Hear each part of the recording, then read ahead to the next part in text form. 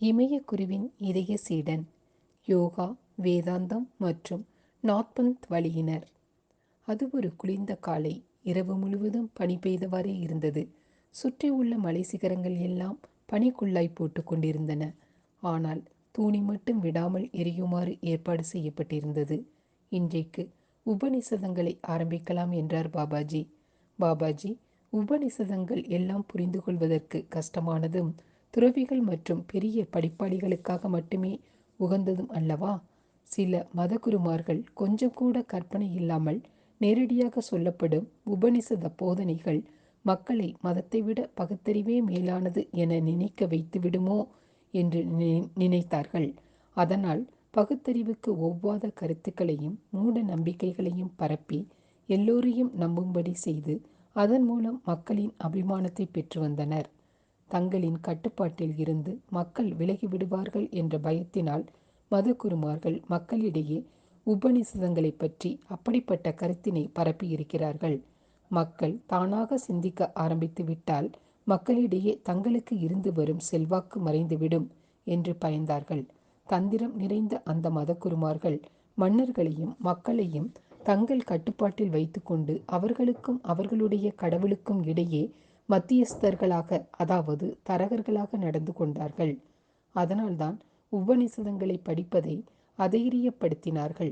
இப்படிப்பட்ட தூய்மையான விவேகத்தினை படிப்பதை தள்ளி வைத்ததும் இந்த நாகரிகம் வீழ்ச்சி அடைந்ததற்கு ஒரு காரணமாகும். உபநிஷதங்கள் சந்நியாசிகளுக்கு மட்டும்தான் என்ற மற்றொரு மாயையும் மதகுருமார்களின் மற்றொரு சூழ்ச்சியாகும்.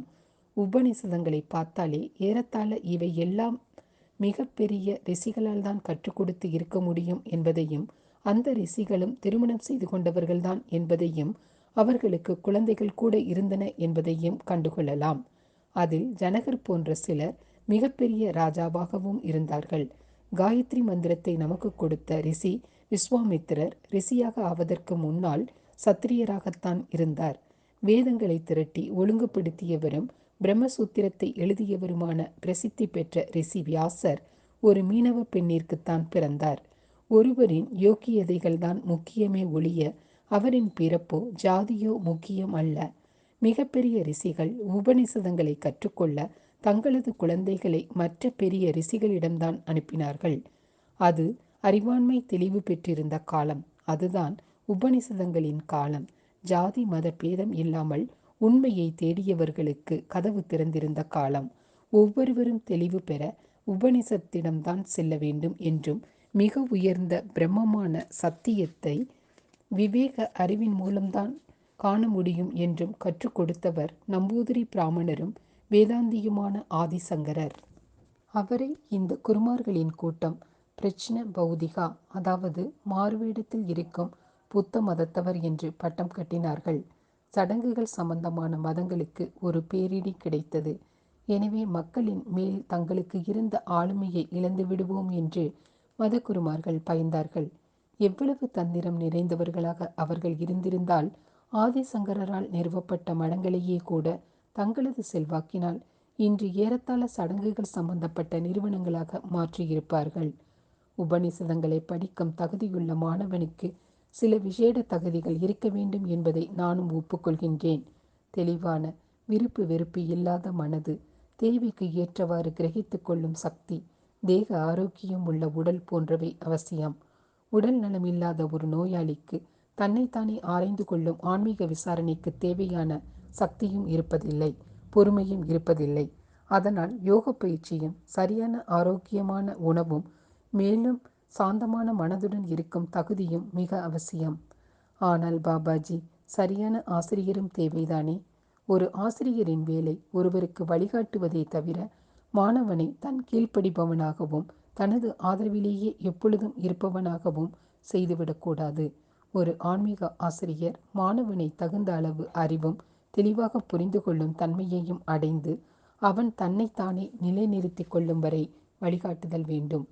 எந்த ஆதிக்கமும் இல்லாமல் இருக்கும் சுதந்திரமே வேதங்களை கற்றுக்கொள்வதின் ஆத்மா என்று சொல்லலாம்.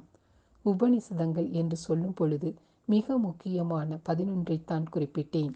அதாவது எல்லாவற்றிற்கும் முந்தைய இசாவாஷ்யா, கேன, சண்டோக்கிய, பிருகதாரண்யக, முண்டக, மண்டுக்கிய, கதா, பிரஷ்னா, ஸ்வேதஸ்டவடாரா, ஐத்ரேய மற்றும் தைத்திரிய உபநிஷதங்கள்தான். பின்பு வந்த உபநிஷதங்களில் சில அந்தந்த பிரிவினரின் நம்பிக்கைக்கு ஏற்ப இட்டுக்கட்டி எழுதப்பட்டவை. அவைகளை விட்டுவிடுவோம். உபநிஷதம் என்கிற வார்த்தையில் உப என்பதற்கு அருகில் என்று பொருள். அதாவது யாரெல்லாம் ஆசிரியருக்கு அருகில் அமர்கிறார்களோ அல்லது யாரெல்லாம் ஆசிரியருக்கு நெருக்கமாக இருந்து ஈடுபாட்டுடன் பலவித பரிமாணங்களில் உண்மையை புரிந்து கொள்ள முயல்கின்றார்களோ அவர்களால் தான் உபநிஷதத்தை புரிந்து கொள்ள முடியும். அப்படிப்பட்ட அனுபவத்தை வார்த்தைகளால் வர்ணித்து கூற முடியாது. அல்லது சாதாரண அறிவுடன் குறுகிய பரிமாணத்தில் இருப்பவர்களுக்கு அதை விவரித்து கூறவும் முடியாது. உபனிஷத சத் என்பதற்கு தரிகட்டு திரியும் மனதிற்கு அடங்க தெரிய வேண்டும் என்று பொருள். அதாவது தேவையில்லாமல் திரியும் எண்ண ஓட்டங்கள் மறைந்து எண்ணங்கள் அற்ற வெறுமையில் மனம் ஒரே ஒரு கணம் நிலைத்தால் எண்ணங்களின் எல்லைகளுக்கு அப்பாற்பட்ட சத்தியம் வெளிப்படும். எதை மனதால் நினைத்து பார்க்க முடியாதோ, தான் இருப்பதற்கும் இயங்குவதற்கும் மனம் எதற்கு நன்றி கடன் பட்டுள்ளதோ அது மட்டும்தான் பிரம்மன் அல்லது சத்தியம் என்று அழைக்கப்படும் உண்மை. சிஷ்யனே, தெரிந்து கொள், நீ இங்கே வணங்கும் வேறு எதுவும் அது இல்லை என்று கேனா உபநிஷதம் கூறுகின்றது. நீ சமஸ்கிருதம் கற்றுக்கொண்ட பிறகு இதன் மூலாதாரத்தை புரிந்து கொள்ளலாம். சமஸ்கிருதத்தை படிக்காமல் ஒதுக்கிய நம் அறியாமையின் விளைவுதான் அறிவுடைமை உள்ள விவேகம் புரிந்து கொள்ளப்படாமல் போய்விட்டது. நாம் கேனா, இஷாவாஸ்ய, மண்டுக்கிய வேதங்களை ஒவ்வொன்றாக படித்து கொண்டே போகலாம். உபநிஷதங்களை பற்றி முழுவதுமாக படிக்க விரும்புபவர்கள் ஸ்ரீ எம் எழுதிய ரிஷிகளின் ஞானம் என்கின்ற புத்தகத்தை படிக்கவும். பாபாஜி, புத்தரின் போதனைகளும் உபநிஷதங்களைப் போலவே இருந்தனவா? அந்த காலத்து மதகுருமார்கள் ஆதிசங்கரரையே மாறுவேடத்தில் இருக்கும் புத்த துறவி என்று அழைத்ததன் காரணமே அவர்கள் இருவரின் போதனைகளுமே ஒரே மாதிரியாக இருந்ததுதான். மண்டுக்கிய உபநிஷதத்திற்கு பொழிப்புரையை எழுதிய அவரது குருவான கௌடபாடரையே புத்த மதத்தை சேர்ந்தவர் என்றுதான் பலர் கருதினார்கள்.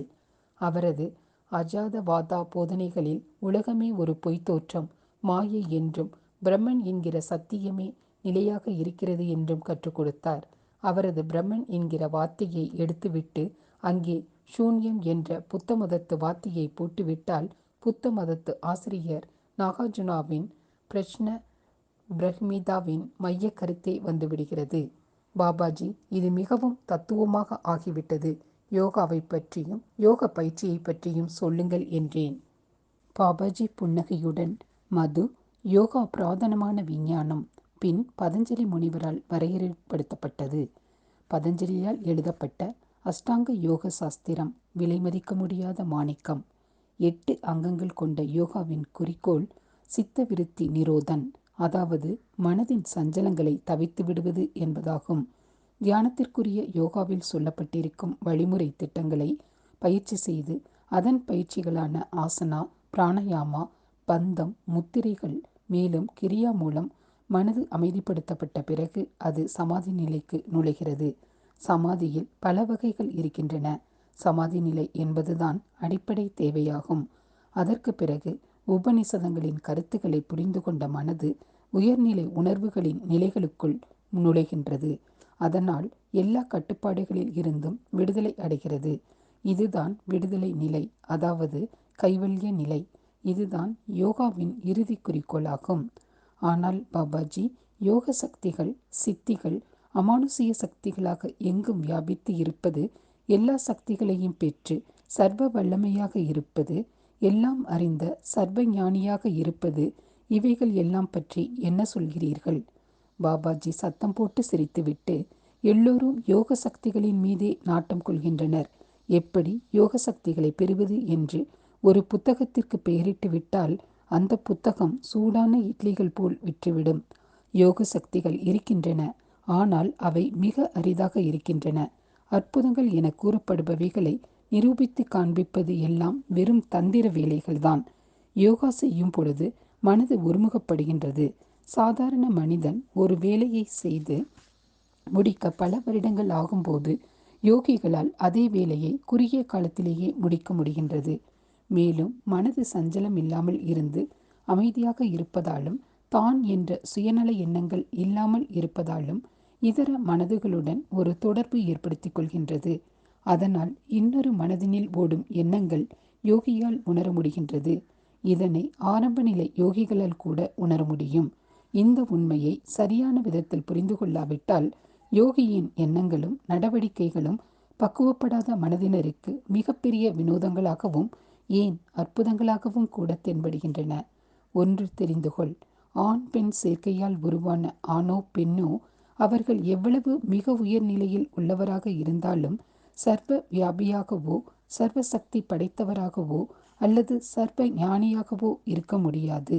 ஒரு உடல் திடகாத்திரமான உணவை உண்டாலும் யோகாவின் மூலம் புத்துயிர் பெற்று இருந்தாலும் எவ்வளவு காலம் ஆனாலும் இறந்துதான் ஆக வேண்டும். எனது குருவான ஸ்ரீ பாபாஜி கூட பல 100 வருடங்கள் வாழ்ந்திருந்தாலும் உயிரை நீத்துதான் ஆக வேண்டும். நானும் ஒரு நாள் இறந்துதான் போவேன். மனிதன் எதை அற்புதங்கள் என்று அழைக்கின்றானோ அவையெல்லாம் மனிதனால் இன்னும் புரிந்து கொள்ளப்படாத இயற்கையின் சில கோட்பாடுகளினால் நடக்கிறது. எந்த யோகி இந்த கோட்பாடுகளை அறிந்து இருக்கின்றாரோ அவரால் இவைகளை எல்லாம் செய்ய முடியும் என்றார். அவரிடம், பாபாஜி, நீங்கள் நாத் பரம்பரையை சேர்ந்தவர் என்று சொல்லி இருக்கிறீர்கள். தயவு செய்து அதனை பற்றி சொல்ல முடியுமா என்று கேட்டேன். ஆதிநாத் என்ற பெயராலும் அழைக்கப்பட்ட சிவமகாதேவனால் நாத் தலைமுறை மிக தொன்மையான காலத்தில் ஆரம்பிக்கப்பட்டது. மத்சேயானந்தர் தான் இதன் 2வது குரு. அவரே புகழ்பெற்ற கோரக்நாத்திற்கும் குரு. இந்த நாத் தலைமுறையில் இருந்த பாலக்நாத் என்பவர் எப்பொழுதும் 19 வயதுடைய இளைஞராகவே தோற்றமளித்ததனால் அப்படி அழைக்கப்பட்டார். அவர் வேறு யாரும் அல்ல, அவர்தான் எனது குருவான ஸ்ரீ குரு பாபாஜி. அது மட்டுமல்ல, அவரே முந்தைய பிறப்புகளில் உனக்கும் கூட தனிப்பட்ட குருவாக இருந்தார். நாத் தலைமுறை யோகிகள் மிக சிறந்த விசேஷ தன்மைகள் கொண்டவர்கள். கோரக்ஷா சாதகம், கெரண்டா சம்ஹிதம், ஹதயோக பிரதாபிகா மற்றும் பல நூல்கள் நாத் தலைமுறை யோகிகளால் எழுதப்பட்டன. ஆசனங்கள், பிராணாயாமம், கிரியா யோகம், பந்தங்கள் மற்றும் முத்திரைகள் எல்லாம் அவர்களால் தான் பயிற்சி செய்யப்பட்டு முழுமையாக சரியாக்கப்பட்டன. யோகிகளான அவர்கள் வழக்கமாக ஊர் ஊராக பயணம் செய்து கொண்டுதான் இருப்பார்கள். அவர்கள் எல்லாம் கான்படாஸ், அதாவது கிழிந்த காதுகளை உடையவர்கள் என்றே அழைக்கப்பட்டனர். தங்களது காது குருத்து எலும்பினை துளை செய்து அதில் நான் அணிந்திருப்பதைப் போலவே பெரிய வளையங்களை அணிந்து கொண்டு இருந்தனர். எப்பொழுது எனது காதுகளை துளை போட வேண்டும் பாபாஜி? உனக்கு காது துளை போட வேண்டியது இல்லை. ஏனென்றால் நீ மீண்டும் உலகிற்கு திரும்பிச் சென்று சாதாரண மனிதனாக வாழ வேண்டும்.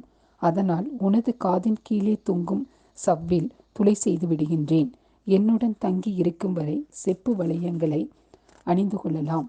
வீட்டுக்கு போவதற்கு முன் எடுத்து விடலாம்.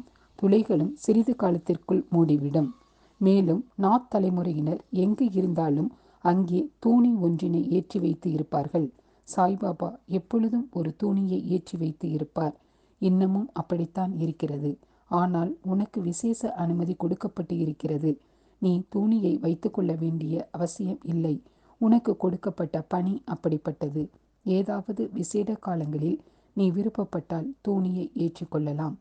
பாபாஜி, நீங்கள் கிரியா, உஷ்ண மற்றும் குளிர்ந்த பிராணாயாம வகைகளை கற்றுக் கொடுத்தீர்கள். தயவு செய்து கிரியா யோகத்தை பற்றி இன்னும் கொஞ்சம் சொல்லுங்கள். கைலாசிற்கு செல்லும் வழியில் திபத்தில் இருக்கும் தோலிங்க மடத்துக்கு போகும் முதல் பயணத்தில் அதை சொல்கின்றேன். அங்கே உனது காதுகளை துளை போட்டு செப்பு காது வளையங்களையும் கொடுக்கின்றேன். நீ திபத்திற்கும் தோலிங்க மடத்திற்கும் போக விரும்புகிறாய்தானே? மனதில் இருப்பதை படித்துவிடும் அவரது சக்தியை நினைத்து அதிசயித்தேன். அந்த முதிர்ந்த திபெத்திய ஜோகி தோலிங்க மடத்தை பற்றி சொன்னதிலிருந்து அங்கே போக முடியுமா என்று கேட்க விரும்பினேன். ஆனால் ஏதாவது சில காரணங்களால் கேட்பதை ஒதுக்கி வைத்து இருந்தேன். அப்படி போக முடிந்தால் மிக நன்றாக இருக்கும் பாபாஜி என்று பரவசத்தில் கூவினேன். கைலாஸ் மகா யோகி சிவன் அமர்ந்து இருக்கும் இடம். தோலிங்க மடம் போகலாம். கைலாஸ் செல்வதை பற்றி பிறகு பார்க்கலாம். இப்பொழுது மாலை உணவு தயார் செய்ய வேண்டிய நேரம். தூணிக்காக சில விறகுகளை கொண்டு வா. ஒரே சமயத்தில் நிறைய படிப்பது, ஒரே சமயத்தில் அதிகமாக சாப்பிடுவதைப் போல அது சரியாக ஜீரணமாவதில்லை. ஓம் சாந்தி சாந்தி சாந்தி. அத்துடன் அன்றைய பொழுது முடிவிற்கு வந்தது.